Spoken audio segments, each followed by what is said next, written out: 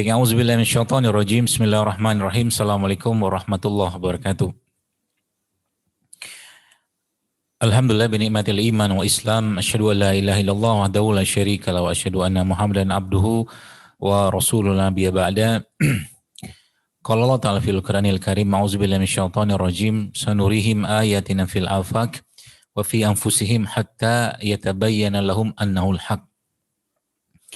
Wa qala aidan qul in kuntum tuhibbunallah fattabi'uni yuhibbukumullah wa yaghfir lakum dzunubakumullahu ghafurur rahim.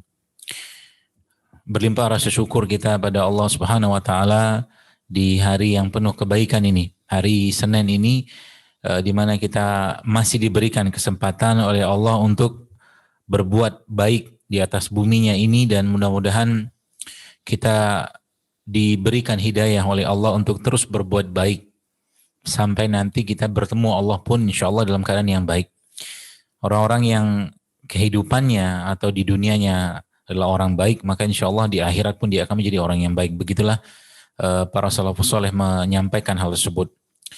Dan tidak lupa kita mengucapkan sholawat dan salam terbaik kita kepada Muhammad SAW, seorang manusia yang Allah utus untuk menyampaikan risalahnya, seorang manusia yang seluruh sisi kehidupannya Allah sempurnakan, baik secara fisik maupun secara hal-hal yang berhubungan dengan kepentingan kita sebagai umatnya untuk mencontohnya. Ayah terbaik, bapak terbaik, menantu terbaik, mertua terbaik, kakek terbaik, pemimpin negara terbaik, ahli ekonomi terbaik, dan seterusnya.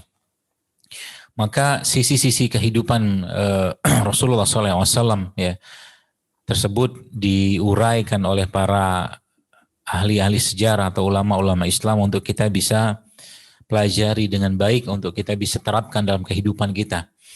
Karena sejarah atau sirah Nabi kita SAW itu tidak cukup hanya sekedar dikenal, tidak cukup hanya sekedar diketahui, tapi sejarah tersebut atau sejarahnya beliau Rasulullah SAW harusnya menjadi panduan juga untuk kita semua, ya, untuk kita bisa meneladani beliau dalam kehidupan kita ini. Dan semoga Allah mudahkan kita semua untuk menjadikan Rasulullah SAW betul-betul sebagai idola kita. Dan hal tersebut memang harusnya ditekankan kepada anak-anak kita, ditekankan kepada mereka untuk betul-betul mengambil contoh dari Muhammad SAW.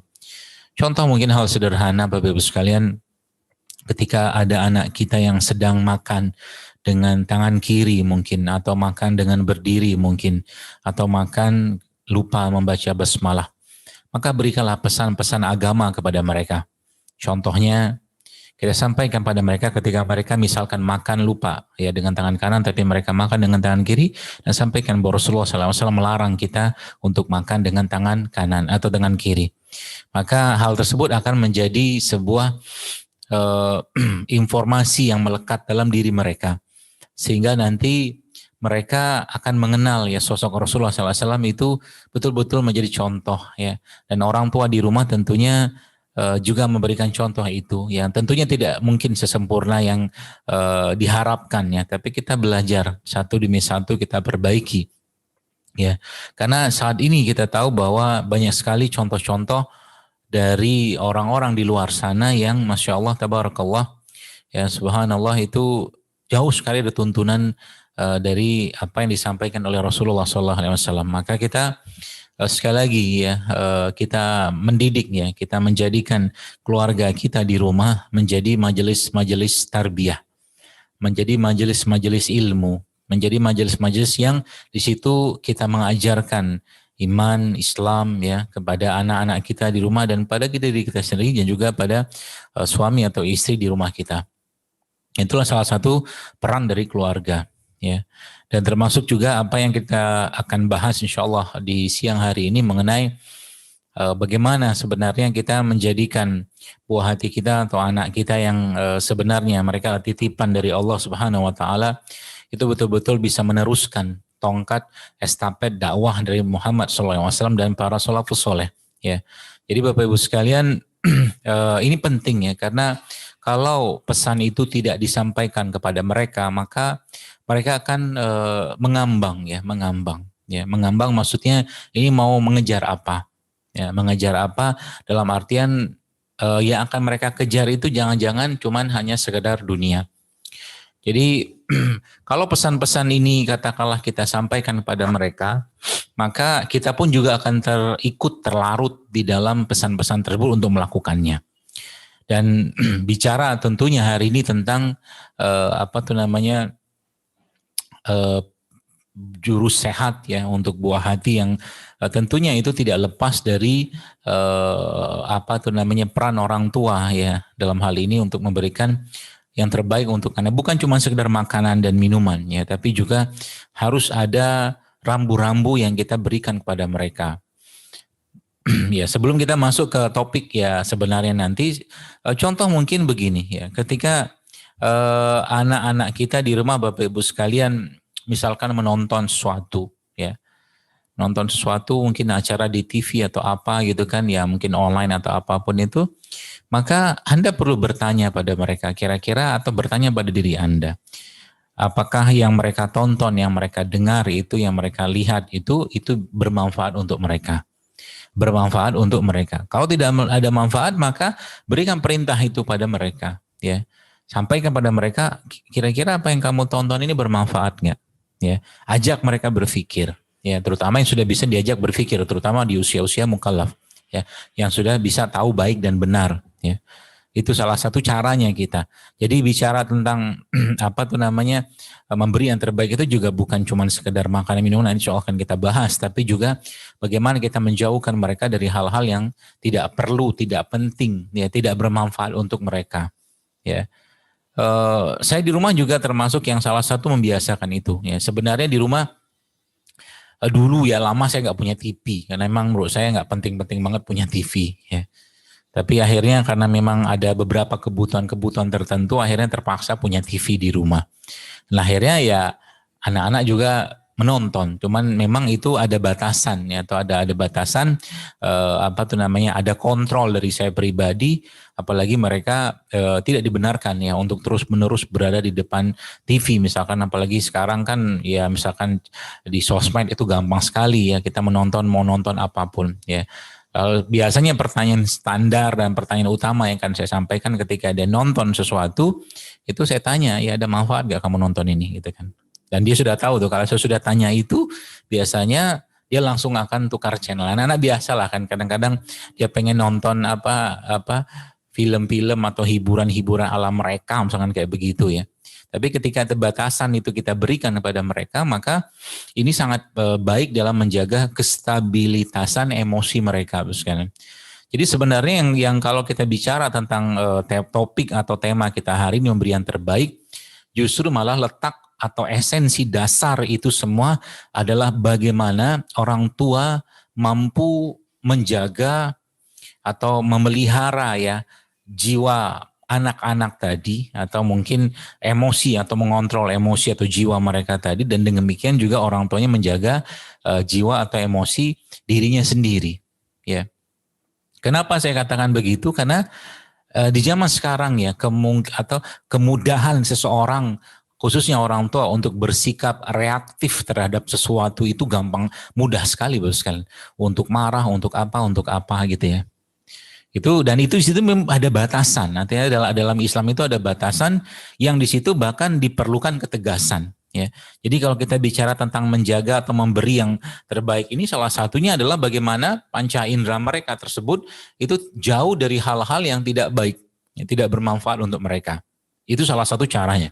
Ya, di samping itu juga nanti baru masuk yang dijaga dari yang tidak baik, terus diberikan yang baik gitu. Itu salah satunya. Kunci utama di situ. Karena apa? Karena rapuh atau labilnya raga seseorang ya, atau tidak sehatnya raga seseorang bermula dari situ. Ya, kalau kita balik ke hadis yang Nabi mengatakan bahwa, dan kita sering dengar hadis tersebut bahwa dalam tubuh manusia terdapat segumpal daging ya, dan seterusnya ya, hadis sebut yang jika daging itu baik semua, jika daging itu rusak semua, maka subhanallah ya. Di situ letaknya sebenarnya esensinya. Bagaimana orang tua menjaga ya perasaan atau jiwa atau hati mereka yang itu mereka harus sampaikan atau tampakkan ke anak. Jadi ya kemarahan atau apapun yang tidak penting, tidak perlu, memang harus dijaga sekali. Ya, marah misalkan, apakah kita lihat contoh katakan Nabi SAW dan para sahabat misalkan kalau bicara tentang bagaimana cara mendidik atau memberi yang terbaik untuk anak mereka, katakanlah salah satunya itu ya Nabi ya hampir-hampir ya kalau ketika beliau SAW berperilaku ya atau beradab terhadap anak ya hampir-hampir nggak ada cerita kita pernah dengar Nabi itu marah. Ya, bahkan sering Nabi SAW ya mengelus ya mengusap-usap punggung salah satu sahabat untuk menasihati sahabat tersebut. Salah satunya waktu sahabat itu masih kecil. Itu salah satu contohnya. Ya, jadi kata kunci di sini adalah bagaimana orang tua ya menjaga perasaan jiwa dan hati mereka atau emosi mereka untuk itu bisa dilihat oleh anak-anak mereka. Ya, jadi di rumah itu ya betul-betul jadi baiti jannati. Ya. Nah, nanti akan baliknya itu nanti hubungannya juga nanti dengan bahasan makanan sebenarnya. Ya. Kembalinya itu nanti akan kembali ke bahasan makanan.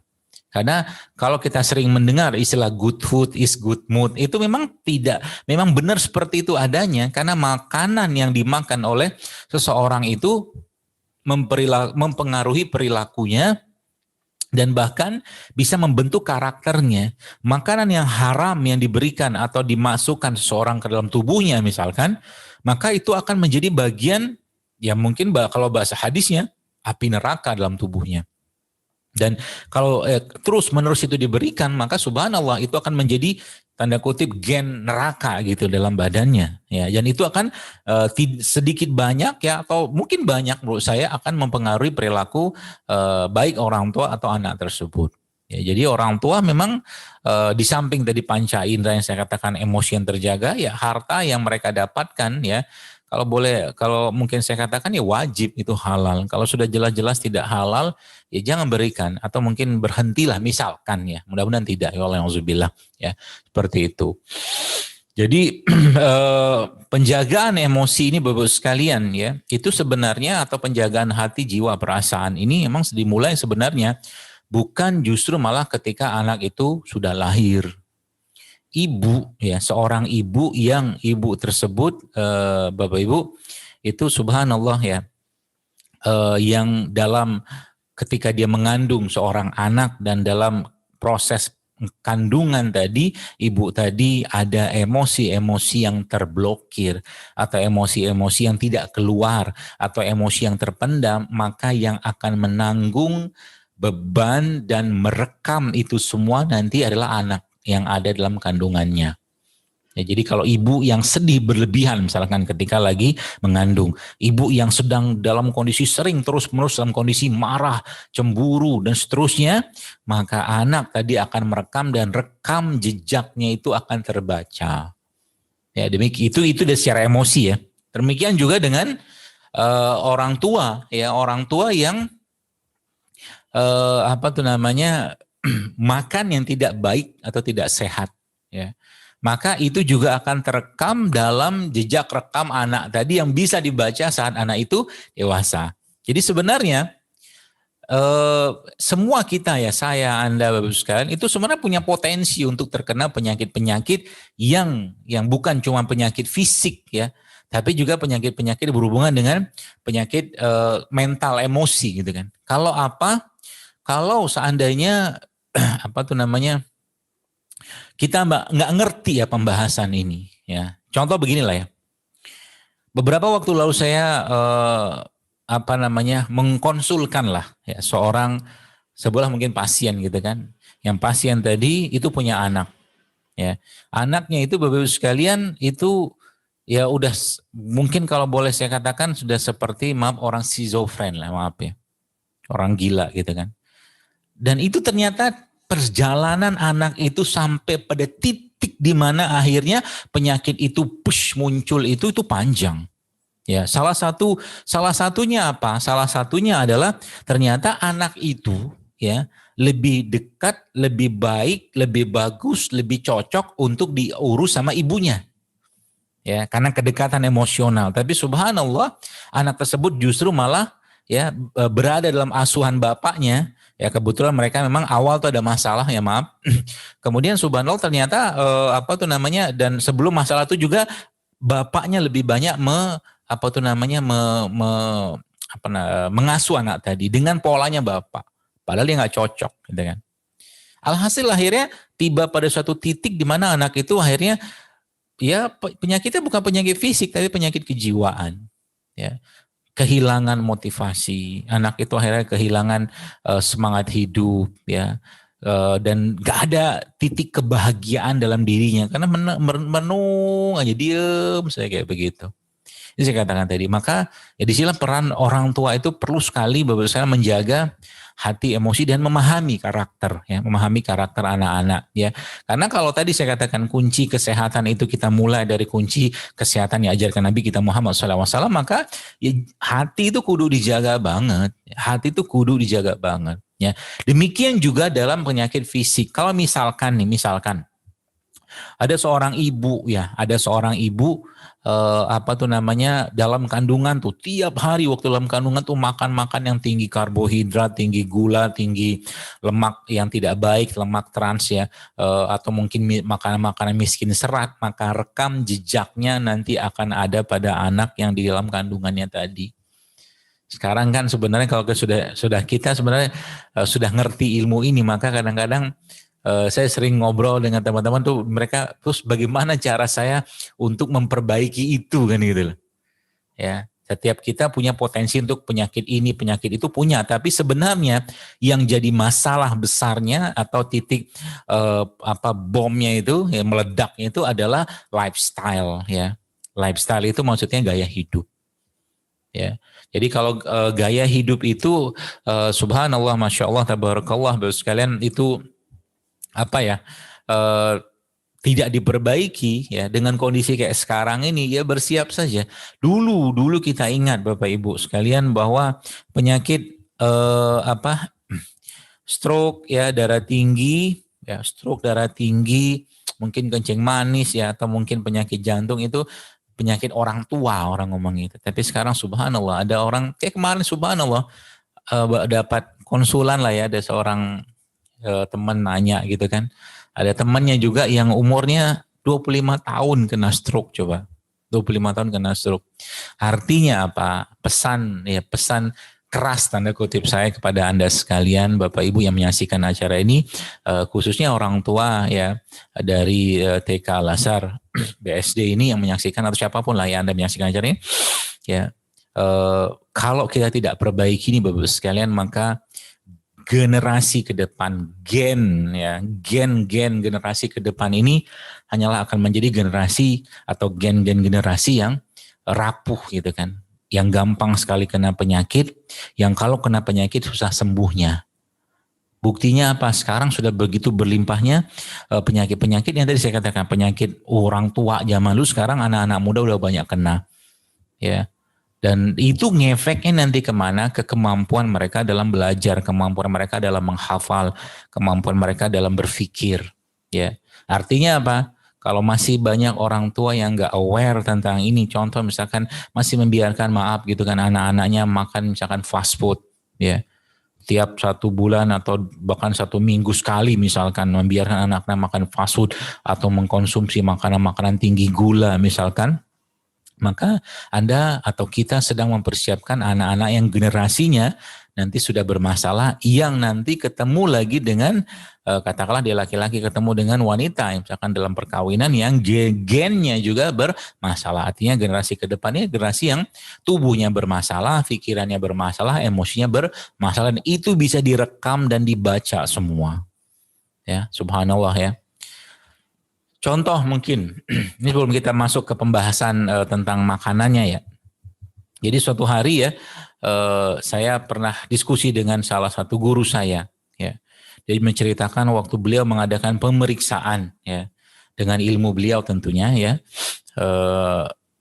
yang itu dilakukan di suatu pondok pesantren.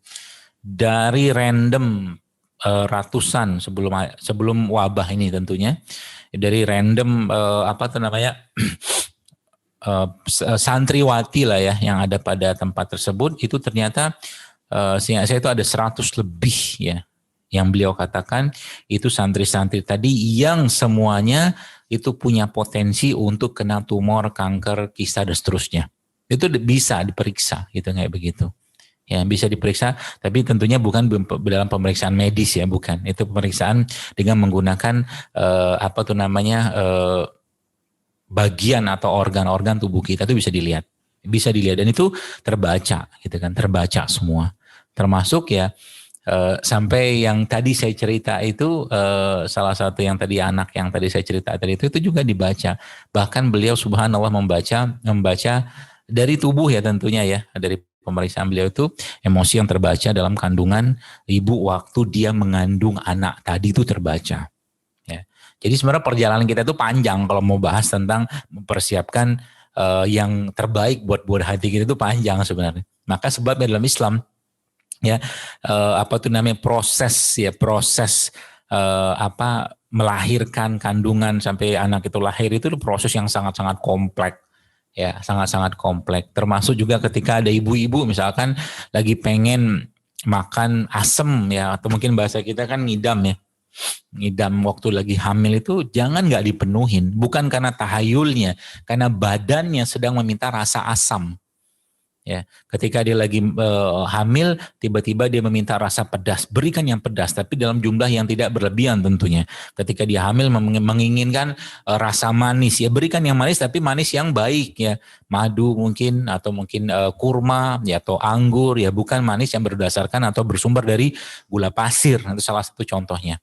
Karena apa? Karena itu akan menjadi bagian dari gen yang anak yang berada dalam kandungannya tadi. Subhanallah. Seperti itu kurang lebih ya. Nah pertanyaannya kenapa sekarang kita lihat banyak anak-anak yang rentan ya, banyak anak-anak yang lemah imunnya ya. Ada apa dengan ini semua? Nah ini yang sebenarnya insya Allah akan saya ceritakan dan Bapak Ibu bisa praktekkan ini di rumah dengan mudah. Ya dengan mudah, dengan murah. Ya. Kalau ditanya kenapa sekarang apa tuh namanya anak-anak itu cenderung ya rentan dengan apa tuh apa keadaan atau perubahan iklim atau cuaca ya, karena memang anak-anak sekarang ya itu apa tuh namanya yang pertama ya urutannya itu memang jarang atau interaksi mereka dengan alam itu sedikit ya. Jadi kalau sekarang lagi hujan kayak begini ya suruh anak-anak keluar mandi hujan. Ya, kalau Anda di rumah Anda masih ada tanah-tanah yang kosong ya, atau mungkin rumput-rumput yang kosong atau pas lagi hujan ya udah nyeker sekalian, berinteraksi dengan alam, berinteraksi dengan air, berinteraksi dengan tanah. Itu salah satu cara mengenalkan apa tuh namanya anak-anak tersebut dengan alam. Makanya kalau saya di rumah kalau pas lagi hujan misalkan itu saya biarkan mereka bermain ya di depan rumah, depan curan gitu kan. Memang suka saya dengan air-air kayak begitu ya. Saya juga suka dan anak-anak alhamdulillah baik-baik saja gitu kan. Nah, itu yang mungkin sekarang perlu perlu apa? Perlu tadabur. Termasuk mungkin juga misalkan yang di TK Lasar gitu kan. Ya ini kalau apa tuh namanya sekolahnya ada jadwal untuk itu gitu kan dan orang tua sepakat ya pas lagi hujan mandiin aja anak-anak gitu kan. Ya, insya Allah nggak apa-apa. Kenapa? Karena emang hujan tuh ya berkah gitu kan. Gak ada masalah dengan hujan sebenarnya. Gak ada masalah. Air hujan tuh bisa diminum, ya bisa dibuat wudhu, ya. Tunggu beberapa saat setelah hujan itu salah satu cara untuk menguatkan imun ya atau sistem kekebalan tubuh kita. Yang sebenarnya zaman sekarang saya nggak tahu ya. Harusnya ketika bayi lahir jangan dimandiin dulu, ya jangan dicuci dulu, jangan dibersihin dulu. Kenalin bayi tadi ketika dia lahir dari jalan lahir ibunya dengan cara apa? Dibekap sama ibunya, dipeluk sama ibunya, dirangkul sama ibunya untuk apa? Untuk bakteri-bakteri pada tubuh bayi tadi berkenalan dengan bakteri-bakteri yang ada di permukaan kulit ibunya. Dan itu sangat baik dalam meningkatkan imunitas sang bayi. Ya, subhanallah kan. Sekarang kalau malah kebalik gitu kan, hal-hal tersebut malah nggak banyak dikerjakan, terutama rumah sakit mungkin tempat-tempat klinik tertentu yang tidak paham konsep ini. Ya, bahkan bayi yang lahir dari jalan lahir biasa, ya, dengan bayi yang lahir dengan jarak operasi itu ternyata karakter bakteri yang ada pada bayi tadi itu berbeda sekali. Ya, lagi-lagi saya sampaikan kalau tidak ada uzur syar'i yang atau mungkin uzur yang sangat-sangat fundamental gitu kan, ya lahir normal saja lah gitu loh. Insya Allah itu jauh lebih baik, karena bayi pun akan mendapatkan imunitas dari lahir. Nah, sekarang kita kembali lagi ke tadi yang bayi tentang anak-anak tadi, Bu Sya. Maka tadi ya interaksi dengan alam. Ya, jadi kalau interaksi dengan alam ini mulai kita biasakan ya anak-anak itu untuk dekat dengan alam ya, untuk dekat dengan ciptaannya Allah ya. Bahkan di situ mungkin kalau ada bapaknya, ibunya, ketika mereka melihat bulan, mungkin ketika melihat tanaman, tumbuhan, apa segala macam, sampaikan pesan-pesan di situ kepada mereka, ya. Contoh mungkin lihat bulan, siapa yang ciptakan bulan? Allah. Siapa yang ciptakan air? Allah. Siapa yang ciptakan pohon? Segala macam itu disampaikan kepada mereka, sehingga subhanallah Bapak sekalian, anak itu tadi dekat dengan agama, dekat dengan alam, dekat dengan Tuhannya, ya, interaksi dengan alamnya Allah seperti itu. Ya, itu salah satu caranya ya. Lalu yang berikutnya Bapak Ibu sekalian, jadi gini, salah satu yang sekarang saya lihat itu banyak orang tua itu mungkin kurang paham ya. Ketahuilah, saya perlu sampaikan bahwa kekebalan tubuh manusia itu ya, itu letak utamanya itu ada pada perut atau pencernaan. Catat baik-baik ini. Artinya apa? Ketika Anda memberikan makanan ke anak Anda, ya, pilihannya cuma dua. Makanan tadi menguatkan tubuhnya atau makanan tadi melemahkan tubuhnya. Itu saja. Pikirin baik-baik. Artinya apa? Kalau si orang tua itu memberikan makanan yang dia sudah tahu itu melemahkan tubuhnya dan terus menerus diberikan kepada anak tadi, berarti orang tuanya sengaja menciptakan generasi ke depan menjadi generasi yang bermasalah gitu kan. Buktinya apa? Wah, bagus sekali, gampang sekali kalau melihatnya. Anak-anak perempuan sebagai salah satu contohnya lah, ya sering saya sampaikan itu. Subhanallah ya. Banyak sekali wanita-wanita, terutama anak-anak perempuan ya, anak-anak ya di bawah usia balik gitu ya, atau mungkin sudah juga, terutama yang sudah itu kan, yang kalaupun dia sudah menstruasinya sering bermasalah loh, sering bermasalah. Ya kenapa sering bermasalah? Ya, atau masalahnya apa? Contoh mungkin nyeri waktu, frekuensinya, jumlahnya yang tidak normal, itu kan salah satu tandanya. Tubuh kita itu sebenarnya sudah memberikan isyarat, tubuh kita itu sudah memberikan tanda-tanda kepada kepada kita untuk ngasih tahu bahwa ini bermasalah gitu loh. Tapi orang tuanya atau mungkin si anaknya atau mungkin orang tuanya nggak aware dengan itu. Ya, contoh mungkin saya sering sampaikan bahwa coba misalkan maaf ya ayam-ayam, ketika kita bicara ayam-ayam potong, ayam-ayam pedaging gitu kan. Bolehkah makan itu? Boleh. Halalkah? Halal kalau disembelih secara syar'i dan diberi dari harta yang halal. Halal. Tapi masalahnya itu toyib nggak gitu loh. Tadi kita dengar ya qari'ah yang membaca ayat dalam Al-Quran tadi yang disebutkan makan yang halal dan baik. Itu yang kadang-kadang kita belum paham Bapak sekalian ya. Kenapa belum paham? Tadi saya katakan kalau itu tidak kita perbaiki mulai sekarang ya, maka anak-anak tadi akan sangat rentan ya. Belum lagi cerita yang dimakan tadi sudahlah tidak baik, tidak penuh lagi dengan bahan-bahan kimia. Ya, penuh lagi dengan bahan-bahan kimia. Beberapa makanan-makanan kemasan yang ada sekarang itu subhanallah Bapak sekalian itu Masya Allah ya, penuh dengan peringatan atau ada peringatannya. Jangan diminum untuk anak di bawah 5 tahun, ibu hamil, menyusui segala macam. Kok makan ada peringatan gitu. Nggak ada ceritanya ketika Anda minum air kelapa muda, nggak ada peringatannya kan. Ketika Anda beli air tebu, kadang-kadang atau beli misalkan minuman-minuman alami gitu kan, nggak ada peringatan gitu kan. Memang bahan yang alami ya. Nah, ini yang perlu kita pahami dan bagaimana cara menguatkan atau katakanlah terus bagaimana cara saya memperbaiki itu. Nah, saya ajarin caranya sekalian. Kita tahu bahwa bagian terkecil dari tubuh kita ini adalah gen, ya. Nah, gen itu sebenarnya dia bahan intinya atau bahan bakarnya itu adalah asam amino. Ya, jadi bahan baku penyusunnya itu namanya asam amino. Yang kita kenal dulu adenin, tirosin, guanin, sitosin salah satunya ya, salah 4-nya itu. Jadi tubuh manusia itu kalau dibongkar ya 4 asam amino itu saja ya penyusunnya dengan komposisi yang tiap orang itu kan beda-beda. Nah, asam-asam amino inilah sebenarnya yang subhanallah dia bisa memperbaiki sel-sel yang rusak ya, sel-sel yang rusak ya. Namun ada namunnya ya. Katakanlah Anda bikin rumah nih. Anda bikin rumah. Rumah tersebut sudah disiapkan, ya ada semennya, ada bajanya, katakanlah ada pasirnya, segala macam lah yang diperlukan untuk bangun rumah tadi. Tapi yang kerja nggak ada, atau tukang bangunannya nggak ada yang kerja. Maka bahan bangunan rumah tadi, ya kalau kita yang mengerjakan sendiri mungkin bisa kalau punya kemampuan untuk itu, ya. Tapi kalau nggak dikerjakan lama-lama dia akan numpuk saja, tidak akan banyak memberikan manfaat ya. Ilustrasinya kurang lebih kayak begitulah mungkin. Sama dengan tubuh kita juga. Jadi kalau kita bicara tentang asam amino, ya ada asam amino ya sebagai bahan bakar atau bahan bakunya, maka tukang bangunannya ya, ini belum pernah saya kasih ini biasanya ke beberapa kajian sebelumnya belum pernah. Tukang bangunannya itu namanya bakteri. Tukang bangunannya itu namanya probiotik. Ya. Dan menariknya Allah Subhanahu wa taala Bapak sekalian sudah menitipkan itu. Bakteri-bakteri tadi itu di dalam tubuh kita sudah ada dan di mereka sendiri sudah ada. Dalam madu itu ada bakteri, ada. Ya, dalam madu ada bakteri, bakteri baik tentunya. Ya.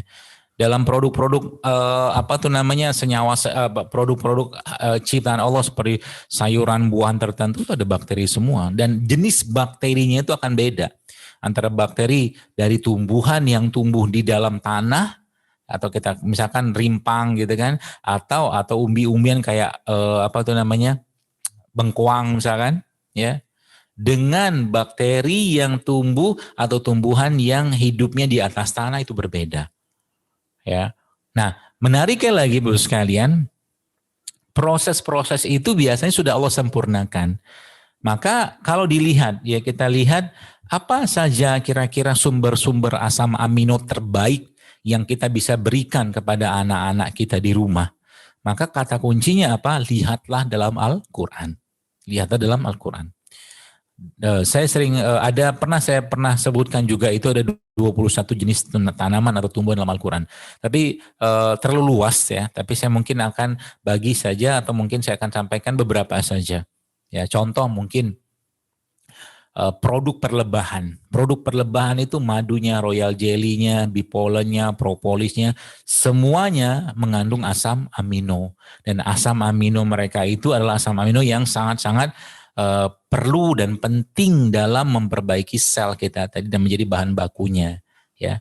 Berarti itu salah satu poinnya. Kemudian yang kedua apalagi bos yang kita memerlukan bahan baku juga untuk menghasilkan lemak atau hormon yang baik dalam tubuh kita, yaitu lemak-lemak yang baik ya, lemak-lemak yang mungkin istilahnya itu lemak berasal dari minyak lemak tak jenuh ya, rantai tunggal. Ya, unsaturated fatty acid maksud namanya tuh. Jadi subhanallah Bapak sekalian itu salah satunya. Jadi situlah nanti akan ada zaitun. Dan zaitun ternyata isinya apa? Asam amino juga. Ada mineralnya, ada asam aminonya, segala macam ada di situ. Jadi sudah 2 tuh ya. Yang perlu Anda siapkan di rumah. Yang perlu Anda siapkan di rumah. Ada produk perlebahan ya. Kemudian ada lemak yang baik ya. Kemudian tumbuhan-tumbuhan Al-Quran. Yang juga situ pernah disebutkan dalam Al-Quran tuh banyak sekali kayak semangka, ada delima ya. Itu mulai dikenalkan karena sejatinya gennya kita itu memang dari apa yang ada dalam Al-Quran atau mungkin tumbuhan-tumbuhan Al-Quran tadi sebenarnya. Dan pernah saya membaca sebuah tulisan gitu kan. Soal imam bahwa memang gen manusia itu memang mirip dengan gen-gen tumbuhan gitu kan. Sebabnya banyak orang yang ketika mereka mulai berpraktek lebih banyak mengkonsumsi produk-produk nabati ya, tanpa dia tidak menghilangkan atau tidak makan. Jadi tetap makan produk hewani teman dibatasin ya. Itu ternyata tubuhnya tuh mulai recovery kembali, memperbaiki dirinya sendiri gitu kan. Itu yang pertama. Itu yang udah 2 tuh kan. Produk perlebahan, kemudian ada lemak-lemak yang baik berasal dari ciptaan Allah ya, kayak minyak zaitun, kemudian ada juga VCO mungkin ya, salah satunya. Itu bisa diberikan. Ya bisa dimasukkan dalam makanan juga sebenarnya. ya itu. Kemudian kita membutuhkan ya makanan-makanan atau mungkin serat-serat ya, serat-serat yang tinggi. Yang serat-serat tinggi ini memang letaknya di mana ya? Sayuran, buah-buahan. Ya, kenalkan itu dengan mereka, dan itu memang banyak asam amino, bukan cuma sekedar asam amino di situ. Ya, jadi bisa memperbaiki sel itu apa? Jadi kalau tadi mungkin saya sudah lama dok dalam kandungan tuh makan nggak benar segala macam. Cara memperbaikinya gimana? Ya banyakin asam amino buat badannya, ya. Salah satunya tadi ada lebah, produk lebah ya, madu segala macam itu, kemudian serat-serat dari sarang buah-buahan, lemak yang baik juga bisa kita asup, dan juga makanan atau mungkin produk-produk ciptaan Allah yang Dia ciptakan di atas bumi kita ini ya, rempah rimpang apa segala macam. Nah, itu bahan bakunya. Berarti yang ngelola nanti siapa? Ya, yang mengelola atau membangun atau menyiapkan itu untuk menjadi kekuatan buat tubuh kita apa? Ya tadi makhluk tadi. Maka ternyata ya tadi kalau kita mungkin sempat Bapak Ibu mendengar penjelasan saya tadi bahwa 80% mungkin kurang lebih lah gitu kan, sistem imunitas tubuh kita itu letaknya ada pada pencernaan. Makanan-makanan yang tadi disebutkan tadi itu makanannya untuk bakteri-bakteri yang ada dalam perut atau pencernaan kita tadi. Dan menariknya lagi kalau dibahas lebih panjang lagi, bahwa ternyata ketika makanan yang baik untuk perut itu diberikan, itu ternyata juga berefek bagi otak dalam memberikan atau meningkatkan produksi hormon-hormon yang memberikan kebahagiaan. Serotonin salah satunya. Jadi itu cara mudah untuk memperbaiki mood. Jadi kalau Anda pengen atau lihat anak-anak mulai nggak mood apa segala macam, maka kata kuncinya berikan lebih banyak asam amino dalam menu makanan mereka. Asam amino. Tadi saya sebutkan ya, lebah-lebah segala macam, sayuran, buah-buahan segala macam, masuk lemak yang baik itu. Dan itu akan memberikan atau mengubah moodnya dia. Ya, atau juga mungkin dengan makanan-makanan yang mengandung mineral alkali yang tinggi. Contoh kurma, kemudian juga pisang, contoh itu kan tinggi kalsium, tinggi kalium ya, seperti itu, mineral alkali. Ya, itu salah satu caranya. Ya. Dan yang menarik lagi Bapak sekalian, itu bahwa ternyata ketika makanan yang masuk ke dalam tubuh anak itu makanan yang baik, maka ternyata itu secara mekanisme ya tubuh kita itu ternyata bisa meningkatkan kecerdasan. Itu menarik ya. Artinya apa? Orang tua ya yang memberikan makanan yang baik kepada anaknya, maka secara tidak langsung dan secara langsung sebenarnya juga itu makanan tadi bisa meningkatkan kecerdasan buat si anak. Ya, jadi kalau ada orang tua maaf gitu kan, yang pagi-pagi anak-anaknya dikasih sosis, nugget gitu kan, makanan-makanan olahan, makanan-makanan yang miskin vitamin, miskin serat, miskin enzim, miskin mineral gitu kan, ya, maka orang tuanya tadi mungkin bahasa saya itu sedang membuat anaknya menjadi bodoh. Kurang lebih gitulah bahasanya.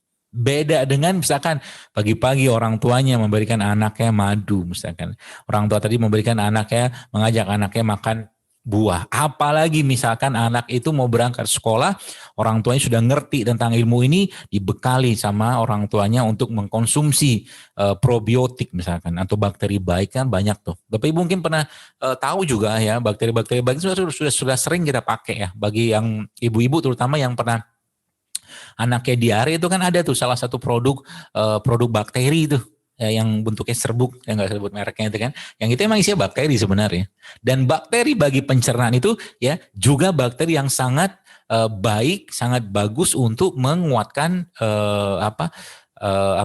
otak ya, atau kecerdasan seorang yang mengkonsumsinya. Tidak hanya orang anak-anak, dewasa juga sama. Cobain aja. 3 bulan tuh mulai perbaiki pola makan. Ada kali lihat tuh perubahannya tuh. Perubahannya kelihatan. Saya aja kemarin sempat trial gitu kan. Anak saya juga lagi di pondok gitu kan. Cuman akhirnya saya sempat periksa, kita konsulkan ke salah satu guru saya juga, dan ternyata begini-begini masalah. Terus akhirnya kita kasih dia ya beberapa jenis herbal gitu kan. Ya ternyata dia bilang ini Masya Allah, jadi ngafalnya pun gampang gitu ya. Ngafalnya pun gampang dan ya moodnya juga terkendali gitu kan, bukan terkendali, lebih baik gitu kan, dikatakan seperti itu. Ya setelah salah satunya itu mengkonsumsi probiotik tadi. Jadi ingat ya pesannya itu, jadi kalau kita mau menguatkan ya atau memberikan yang terbaik, ada asam amino yang perlu kita berikan pada mereka, dan tidak cukup cuma sekedar asam amino, ada probiotiknya, ada bakterinya ya. Jadi kalau kayak misalkan ya, seorang orang tua yang pagi-pagi misalkan memberikan anaknya nasi goreng misalkan ya, itu dibandingkan dengan seorang atau orang tua yang pagi-pagi dia ngejus gitu kan, ngejus bukan maaf, tempe misalkan, tempe nggak digoreng pastinya, yang tempe tadi dia kasih madu, dia kasih kurma ya, atau dia tambahkan sedikit dengan probiotik, Bapak Ibu sekalian, itu Masya Allah jauh lebih baik daripada sepiring nasi goreng yang dikasih ke anaknya tadi. Ya, kenapa? Tempe adalah makanan probiotik. Ya tinggal di-adjust aja. Tinggal di-adjust rasanya itu dengan ya berbagai macam flavor-flavor alami juga bisa. Sehingga nanti anak itu ya fit, ya di sekolahnya fit. Kemudian dia pola pikir, daya pikirnya, daya olah pikirnya, ya daya hafalnya juga terjaga dengan makanan-makanan tadi. Jadi bicara makanan ini bagusnya bukan cuma sekedar bicara kita ngasih makan, tapi falyanzuril insana ila ta'ami. Jadi kalau dalam surat Al-Baqarah itu kalau kita renungi, kita daburi, banyak pesan-pesan tentang makanan yang baik yang ada pada surat Al-Baqarah tadi ya.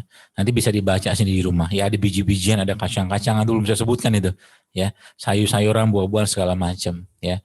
Ya termasuk intinya kalau sudah masuk kategori produk olahan, ya produk olahan itu yang sudah ada nutrition fact-nya, fakta nutrisinya, sudah dipabrikasi, sudah diindustrialisasi segala macam. Saya menyarankan untuk jangan jadikan makanan rutin buat mereka, itu aja sebenarnya. Ya. Jadi mulai sekarang biasakan untuk memberikan makanan-makanan fresh, makanan alami ya.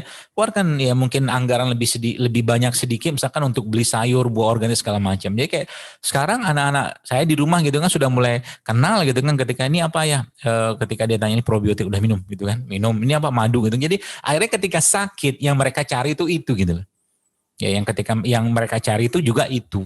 Ya bukan katakanlah dikenalkan dengan bahan-bahan kimia lainnya ya, karena mereka sudah dekat dengan, termasuk juga di kulkas misalkan Anda sudah mulai harus ya menjadikan ya di kulkas Anda itu ya lebih banyak sayuran dan buah-buahannya ya.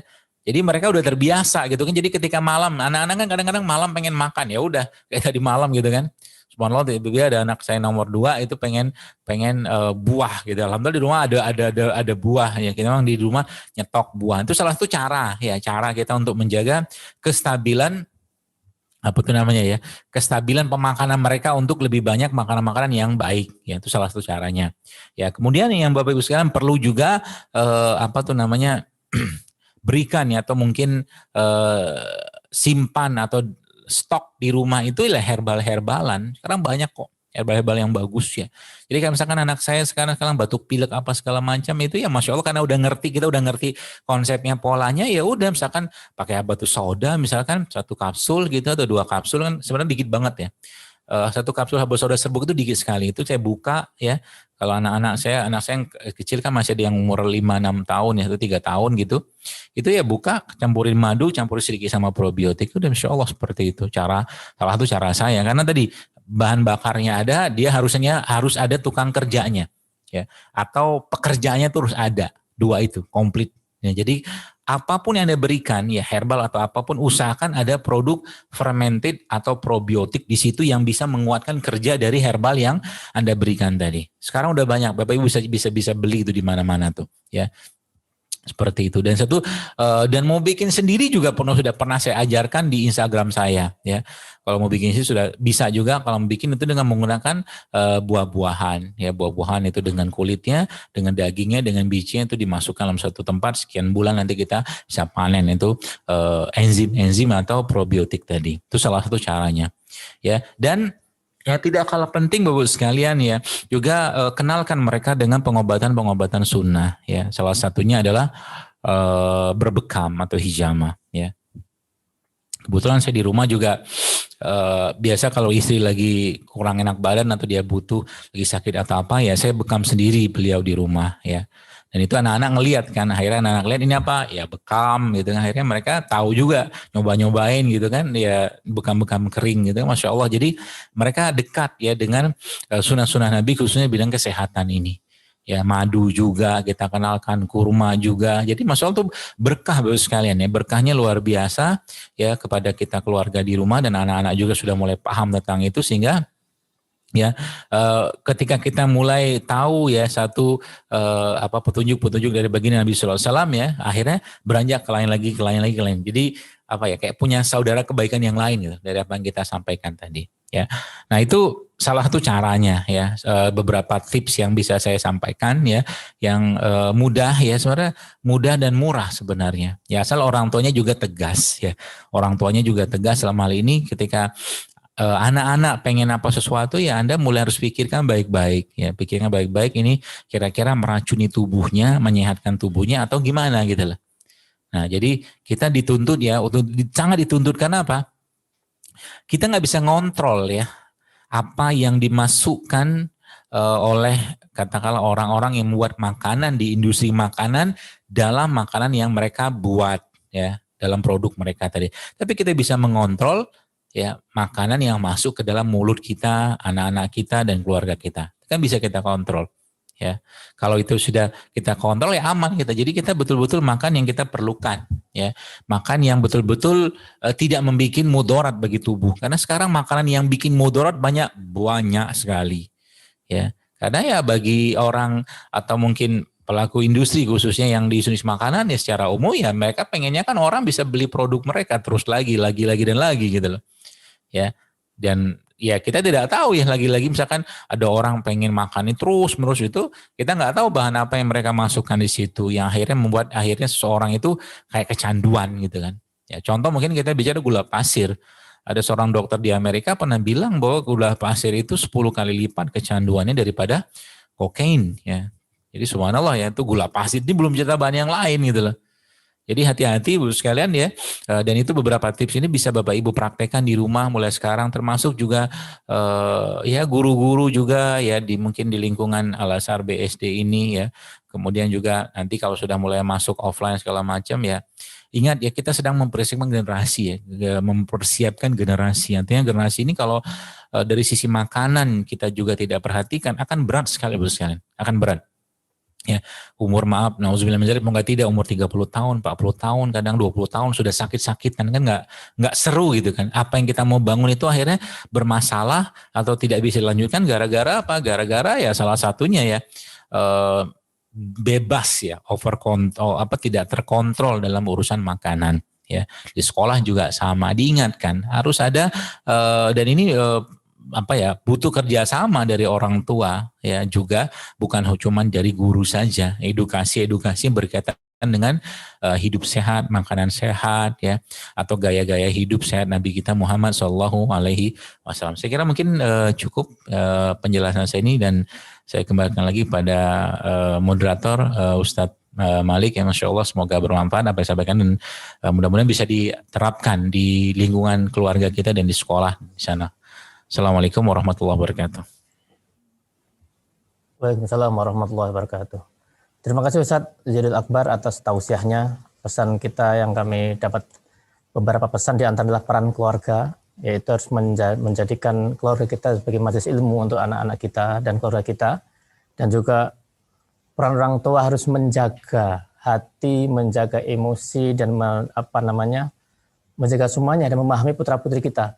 Dan juga harus kita memperkenalkan ke putra-putri kita berkenal dengan asam amino, yaitu ada perlebahan dan lain sebagainya.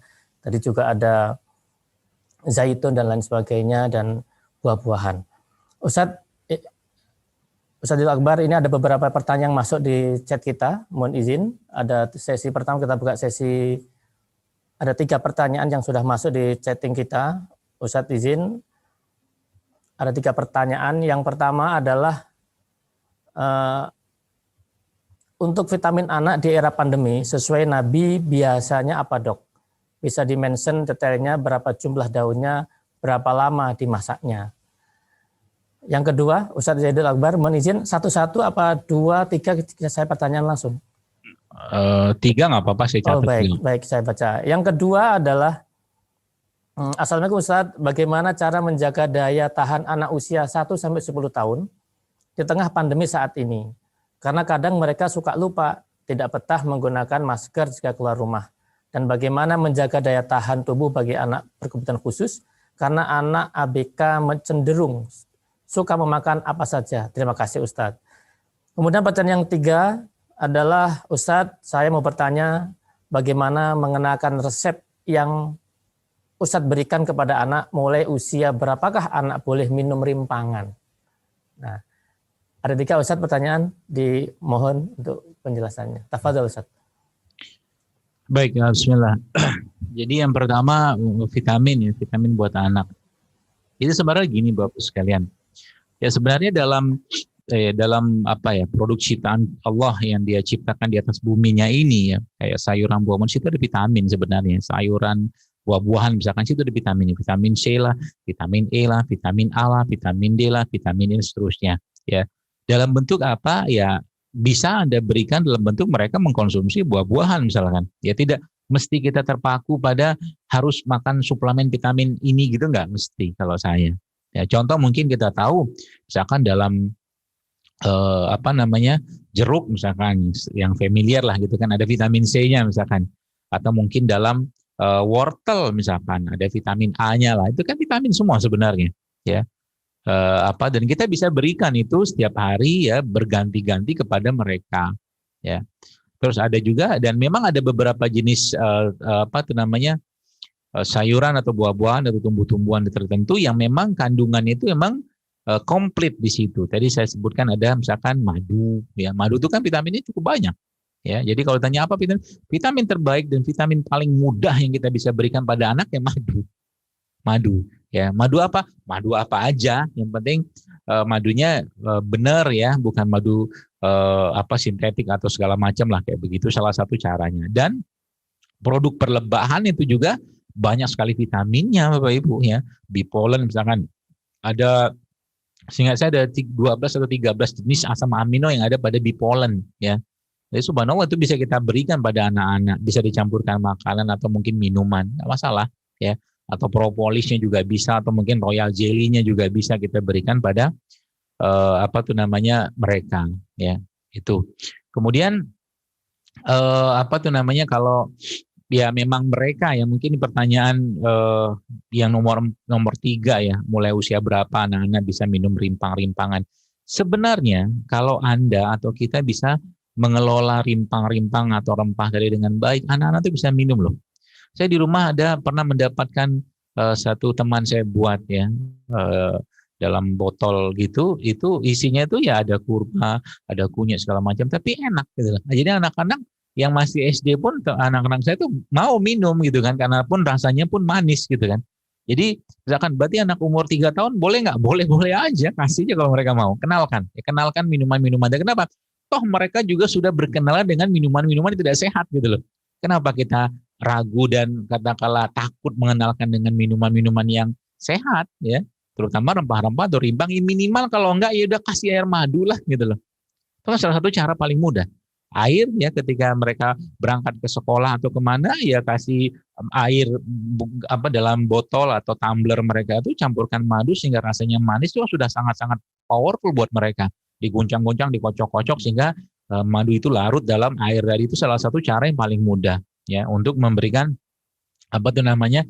asupan vitamin pada mereka. Kalau dulu juga pernah saya dalam buku resep, ada buku saya yang kedua, insya Allah bakal hadir ini, judulnya itu 200 resep sehat, 200 resep sehat JSR itu juga saya jelaskan di situ, misalkan air dalam botol tumbler 600 ml dimasukkan mungkin 1-2 gelas madu ya, 1-2 sendok madu, lalu ditambahkan sedikit dengan ya 1/4 lah ya, atau seujungan lah bipolen. Bipolen itu kan siapa sama minum, guncang-guncang, dibikin rasanya manis, itu powerful luar biasa yang buat tubuh ya, menjaga imunitas. Salah satu caranya ya.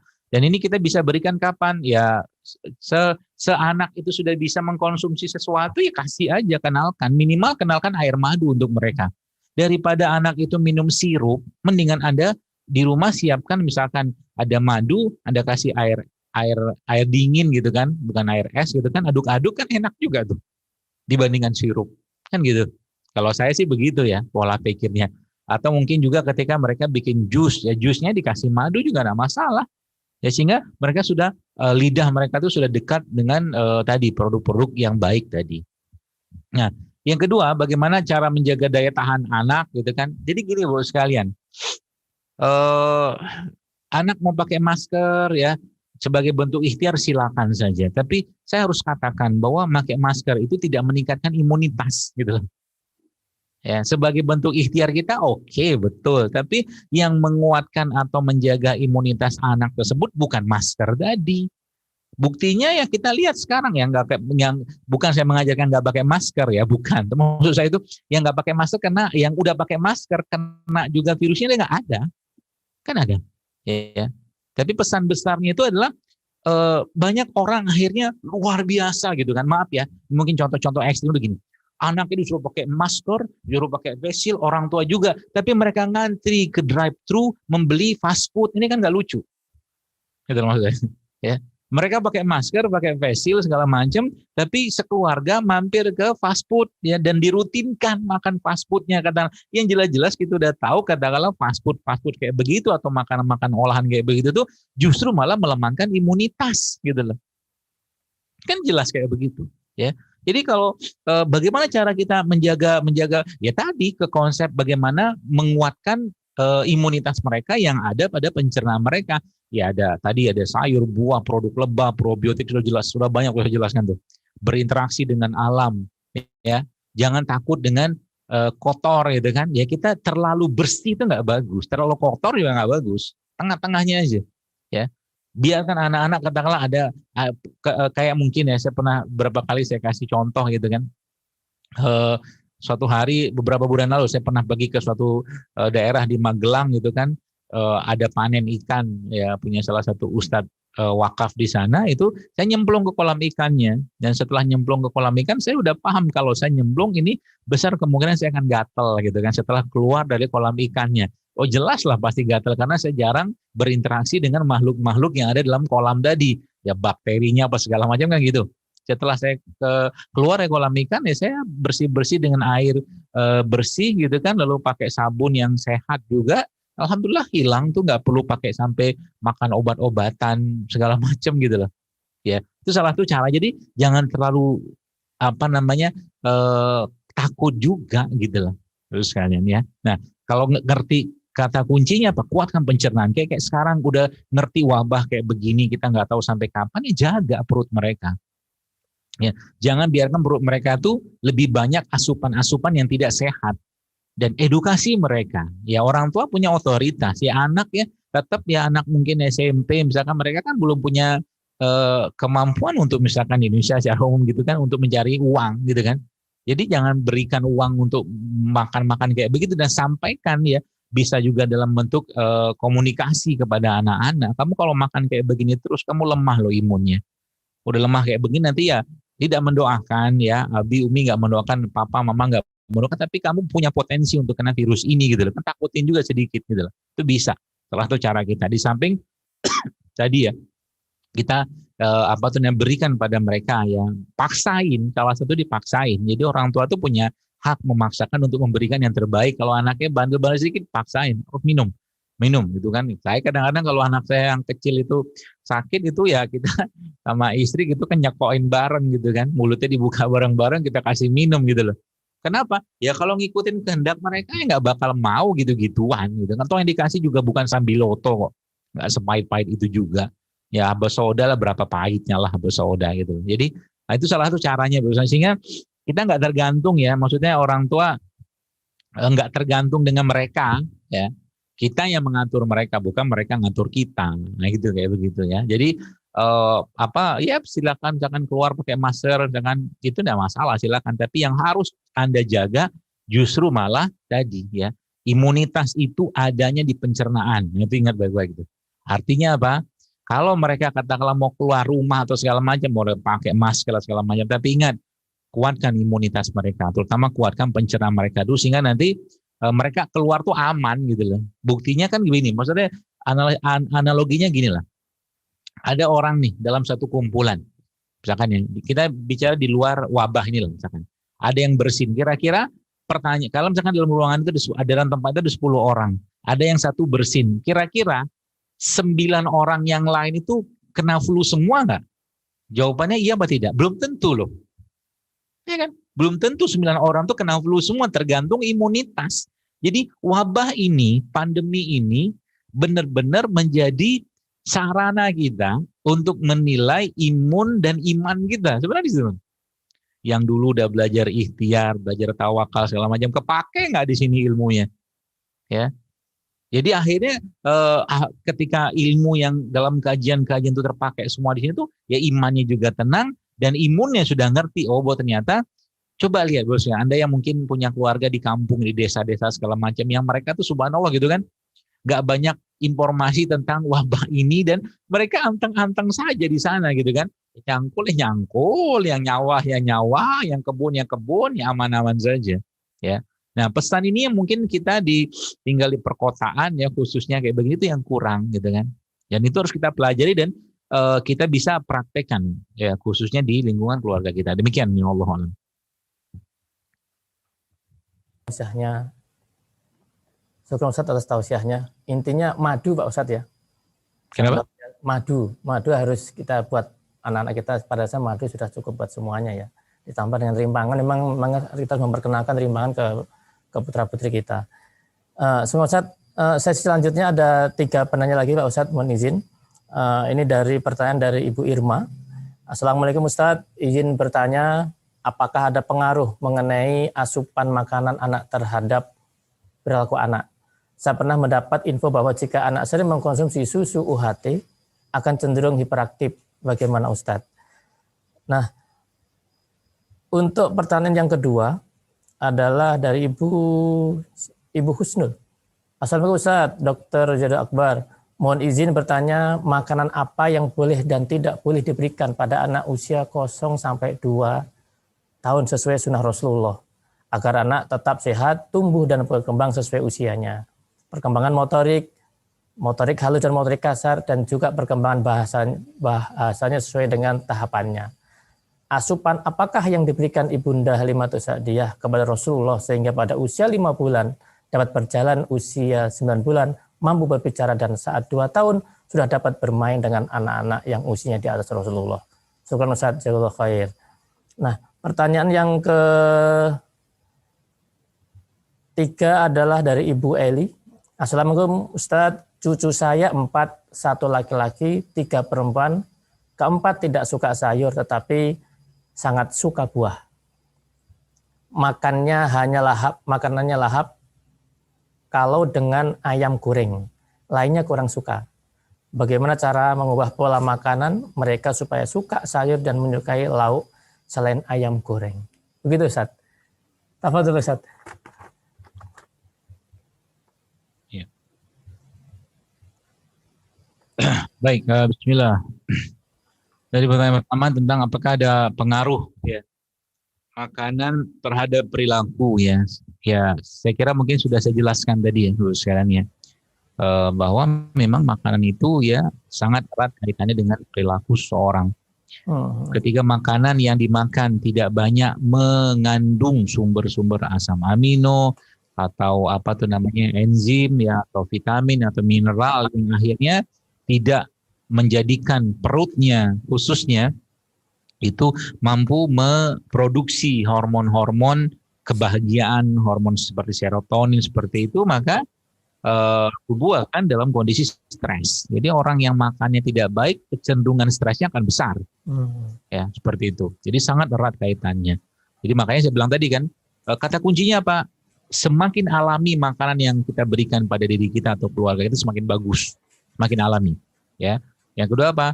Semakin tinggi asam amino semakin bagus ya, semakin tinggi vitamin mineral atau enzimnya itu semakin bagus. Apalagi di situ ada dimasukkan atau diberikan probiotik itu lebih bagus lagi menurut sekalian. Ya itu saja.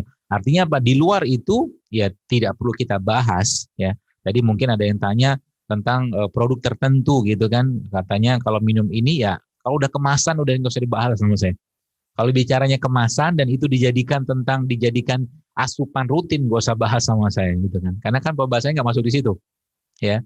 Itu saya katakan tadi, daripada Anda kasih misalkan memberikan anak katakanlah produk kemasan gitu kan, yang di situ dengan segala macam dia katakan fakta nutrisinya, ya, udah kemasan, udah fabrikasi gitu kan, itu lebih baik Anda pergi pinggir jalan beli air kelapa muda kasih ke anak gitu loh. Tentunya dengan usia yang sesuai. Kalau bayi kan belum ya bayi ya belum tentu cocok minum kelapa muda. Menurut saya komparasinya tuh kayak begitu gitu kan. Ya, daripada misalkan Anda beli misalkan apa tuh namanya orange juice dalam kotak gitu kan. Bikinlah orange juice sendiri dari rumah pakai beli jeruk gitu kan. Lebih baik gitu kan. Itu maksud saya. Ya, dan tidak ada apa tuh namanya tidak ada bahan kimia di sana ya, seperti itu. Ini masalah. Baik, jadi kemudian pertanyaan yang kedua, makanan apa yang 0 sampai 2 tahun boleh tidak boleh? Nah, sebenarnya Bapak sekalian proses pemakanan ini detail saya tidak tahu karena saya bukan ahli gizi anak sih ya, tapi intinya begini. Ketika anak itu tumbuh kembang ya, misalkan pada usia 0 ya, 0 itu kan dia masih menyusui dengan ASI. Nah, kan 0 sampai 6 bulan itu kan ASI, itu ASI murni. Nah, ASI itu sebenarnya itu makanan terbaiknya bayi. Makanya waktu lagi menyusuin, ibu kudu wajib harus gitu kan makan yang benar waktu nyusuin. Sebab yang dia makan tadi akan menjadi bagian dari ASI-nya. Ya, akan menjadi bagian dari ASI-nya. Makanya pernah saya buat juga tuh resep ASI booster gitu kan. Jadi lagi-lagi nyusuin kayak gitu jangan makan sampah gitu. Makanan sampah tuh makanan-makanan yang tinggi gulanya, tinggi lemak transnya, seterusnya kayak begitu. Ya, waktu lagi menyusuin tuh makan yang benar gitu kan. Nasinya nasi yang bagus, katakanlah beras organik atau beras merah, beras coklat atau apapun lah gitu kan. Protein juga sama. Jangan biasakan katakanlah makan makanan olahan gitu kan. Itu salah satunya. Salah satu caranya. Ya. Jadi kemudian sampai 6 bulan kan, 6 bulan mulai masuk makanan pengganti atau makanan pendamping ASI atau MPASI ya. Nah, itu kan di situ biasa kita sudah mulai berikan makanan-makanan lunak. Makanan-makanan lunak atau cair gitu kan, dan ibu-ibu bisa buat sendiri di rumah. Ya, Anda mulai ya biasanya ibu-ibu lebih paham tuh ya, masukkan sayuran ya, kemudian apa tuh namanya beberapa potong misalkan daging-dagingan gitu kan, kemudian dihancurkan dan diberikan dalam bentuk bubur kepada anak, dan jangan beli yang instan. Itu sih pesan saya. Kalau Anda bikin sendiri di rumah itu sudah aman, sangat aman insya Allah. Apalagi sayurnya, buahnya mungkin ya kan biasa ibu-ibu kan biasa kasih tuh ya waktu anaknya lagi di atas 6 bulan sudah mulai ada MPASI itu kan dikasih ya, Anda bisa ambil alpukat dikerok gitu kan, campurkan madu sedikit, itu masya Allah luar biasa. Semudah itu sebenarnya ya. Kita ini kadang-kadang teracunin dengan berbagai macam iklan, butuh ini segala macam. Anda butuh omega 3 ya udah ambil ikan, beli ikan, blender, bikin jadi tambahkan bumbu-bumbu tertentu biar enak, udah kasih ke anak dalam bentuk bubur ikan. Kan bisa. Ya, daripada membeli yang kemasan, ya, seperti itu. Termasuk juga saya sampaikan bahwa ya kalau udah bicara tentang kemasan ya tubuh kita tuh nggak didesain untuk produk-produk kayak begitu gitu kan. Daripada Anda beli yang kemasan-kemasan atau ya susu segala macam, mendingan bikin air tajin. Dulu zaman dulu kan ibu-ibu kita kan bikin air tajin. Ya. Air tajin itu yang diberikan untuk anak-anak mereka. Cuman kalau air tajin sekarang kan jangan sembarangan beras. Karena nanti bukan air tajin, nama air logam berat. Ya, karena dari pestisidanya gitu loh. Ya, jadi itu bisa Anda berikan. Mudah sekali, semudah itu coba. Ya, kalau kita mau sedikit berkreasi dalam hal makanan ya, terutama buat anak-anak atau bayi dari 0 sampai 2 tahun gitu kan. Seperti itu. Jadi apa saja yang nggak boleh, semua makanan kemasan olahan yang mengandung bahan kimia yang sudah fabrikasi, saran saya jangan diberikan, itu aja ya. Dan mulai berikan makanan-makanan yang alami kepada anak, ya mungkin bisa masak nih. Itu poin pentingnya. Dan mulai di situ dimasukkan. Jadi misalkan ketika Anda bikin makanan untuk bayi gitu kan, harus campurnya situ sedikit, misalkan bipolen masukin, madu masukin, bisa kok ya. Insya Allah bayi pun nggak bisa nolak juga kan, lagi dikasih makan bayi itu kan nggak, oh nggak enak bu dibuang makan, nggak juga gitu kan. Paling-paling dilepeh, makanya kasih yang apa tuh namanya buat lidah mereka tuh nyaman gitu kan. Itu yang mungkin saya bisa kasih saran. Nah, yang ketiga, asupan apa yang diberikan Halimatus Sa'diyah kepada Rasulullah SAW. Saya belum baca ini apa yang dikasihkan kepada Rasulullah SAW. Yang jelas Nabi kan disusuin oleh Halimatus Sa'diyah. Nah, kalau bicara pada konteks Nabi, kita agak susah. Nabi ini kan subhanallah, manusia yang memang dijaga Allah. Halimatus Sa'diyah kita tahu ya, waktu sebelum beliau memelihara atau merawat Nabi kita Muhammad SAW, itu kan dia punya ternak, kambingnya kurus-kurus segala macam. Ketika dia nyusuin Nabi, ya asinya beliau pun berlimpah, dan dia punya ternak pun katakanlah tiba-tiba beranak segala macam gitu loh. Nah, ini keberkahan dari Nabi kita Muhammad SAW, tapi tidak jelaskan ya situ makanannya apa. Ya, saya belum ada membaca riwayat-riwayat tertentu yang menjelaskan apa makanan yang diberikan oleh Halimatus Sa'diyah kepada Nabi SAW. Wallahu a'lam, nggak tahu. Tapi secara umum makanan orang Arab ya seperti itulah. Ya, ya bumbu-bumbu ya gitu kan. Zaman dulu orang kenal dengan gandum-ganduman, itu makanan orang Arab secara umum, ya ada kurma juga. Ya, maka salah satu makanan yang Nabi yang beliau suka itu namanya sarid. Sarid itu kan roti gandum yang dikasih kuah seperti kuah kari. Ya, roti gandum merupakan salah satu karbo kompleks yang sangat baik ya. Kalau kita mau konsumsi juga bagus itu, dan makanya ada salah satu jenis tepung baik yang disampaikan oleh baginda Nabi SAW, yaitu talbina. Nah, talbina ini bisa Bapak Ibu berikan juga pada anak-anak dalam bentuk makanan. Nanti bisa dicari itu talbina. Ya, talbina itu nanti bisa dibikin kayak apa tuh ya, nagasari kalau mungkin bahasa Jawa itu ya. Itu nagasari isinya itu kan pisang tuh. Nah, pisang itu tepungnya bisa pakai talbina tuh. Talbina ini nanti bisa dilihat ada hadisnya. Nabi berkata, bersabda, beliau mengatakan bahwa talbina itu menenangkan hati. Ya, talbina itu menenangkan hati karena memang tinggi sekali kalsium dan beberapa jenis mineral-mineral apa tuh namanya yang penting lain.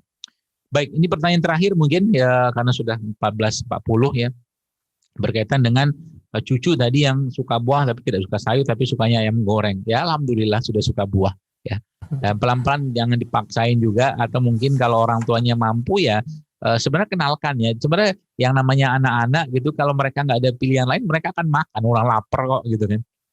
Jadi kalau mereka lapar ya apa tuh namanya, ya berikan ya, berikan. Maksud saya itu orang tua juga punya otoritas ya, otoritas. Ya, kayak misalkan ikan ya, adanya ikan, ajari mereka untuk bersyukur. Kalau nggak ada ayam goreng, ada ikan, yuk makan ikan. Mari kita bersyukur gitu kan. Jadi hal seperti itu mungkin pesan-pesan dakwahnya disampaikan pada mereka. Nah, tapi kalau memang dia mungkin sukanya ayam goreng, ya pesan saya sih mungkin sebaiknya jangan kasih ayam yang ayam potong biasa. Minimal Anda beli ayam kampung lah, atau ayam organik ya, yang memang tidak ada residu-residu bahan-bahan kimia ya, logam berat di sana. Itu minimal itulah. Dan kalaupun memang dia memang masih suka ayam goreng, Bapak sekalian, gorengnya jangan pakai minyak kelapa sawit. Gorengnya pakai apa tuh namanya, minyak kelapa biasa.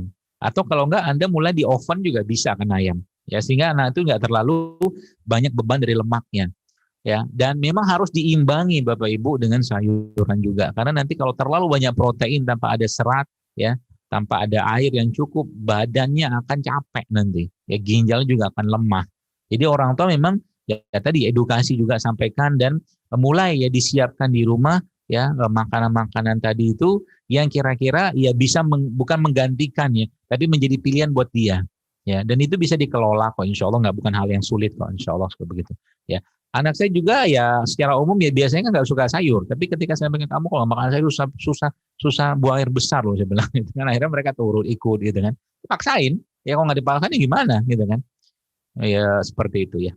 Baik, saya kira mungkin cukup, mudah-mudahan bermanfaat dan mudah-mudahan bisa diaplikasikan di sekolah ya, khususnya di lingkungan Al-Azhar BSD, dan khususnya di lingkungan orang tuanya lah ya, dan guru-guru semua, karena jangan sampai ini ngajarin, khususnya guru-guru menyampaikan tentang hidup sehat tapi guru pada sakit-sakitan gitu kan. Nah, itu juga mungkin perlu dipertimbangkan juga, nanti guru-gurunya juga diberikan ya asupan-asupan ya, mungkin ada mungkin subsidi-subsidi di sekolah, mungkin berupa madu atau mungkin rempah rimpang biar gurunya sehat-sehat dan moodnya bagus dalam mengajar. Wallahu a'lam bishawab. Mohon maaf kalau ada yang salah yang saya sampaikan, segala kebaikan kebenaran dari Allah Subhanahu wa taala dan segala kekurangan dari saya sendiri. Assalamualaikum warahmatullahi wabarakatuh.